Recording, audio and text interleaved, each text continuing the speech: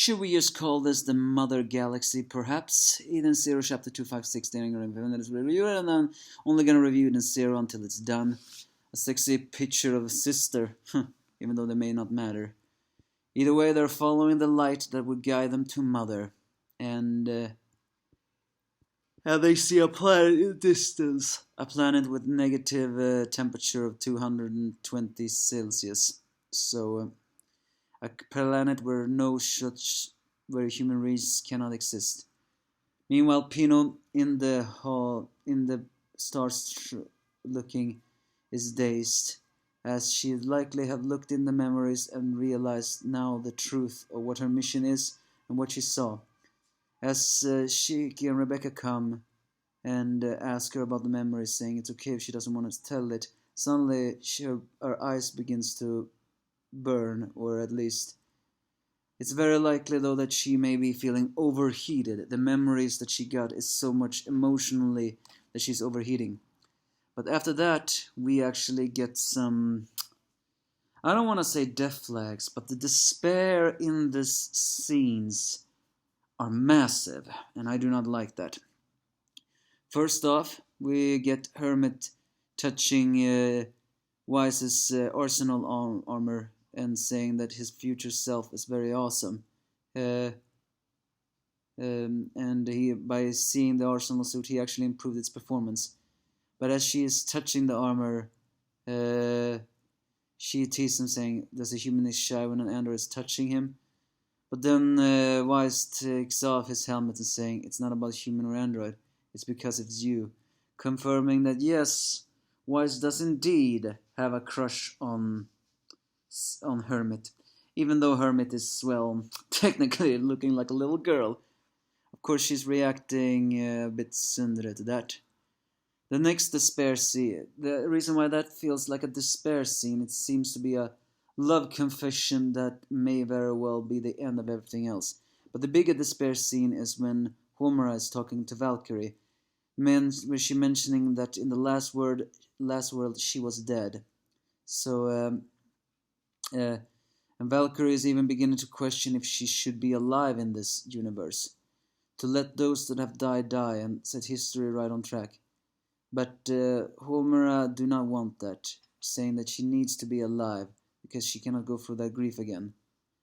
But Valkyrie is still emotion, saying that the time will always come to say goodbye for humans and androids alike.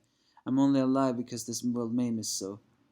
But Homura is still insisting if you say you are alive because of this world, then give the world a reason to admit it so. Make this world where I will not make me cry.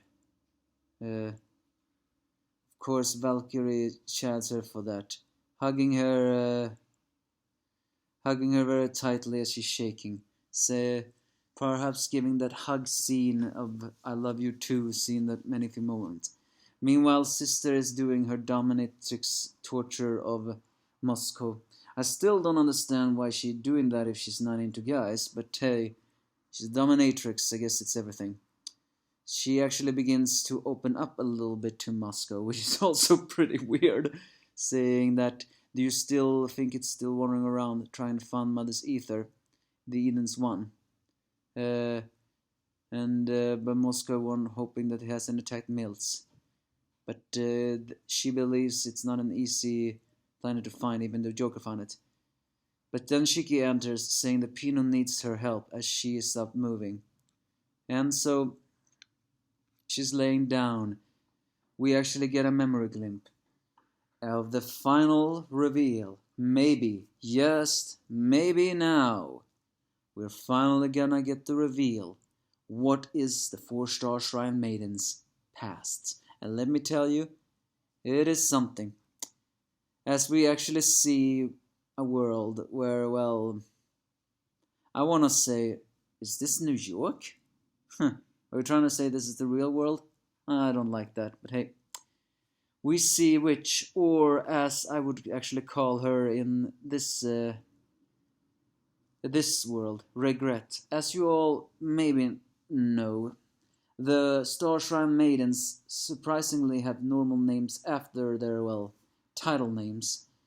And this officially confirms that their last names, so to speak, is actually their human names, meaning that Siggy gave them that name as a final reminder of who they really were. And we see Regret leaving the office as she calls Yuna, who have been in a surfboarding competition, saying she's getting too old for this. And now they're planning on visiting Ivory, revealing that they were also friends with Ivory, who was delicately sickly. Meanwhile, Yuna, Hermito, is running on the field, saying the planet is screaming, there isn't much time left.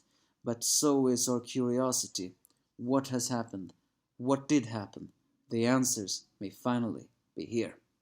Give us your thoughts if you have any.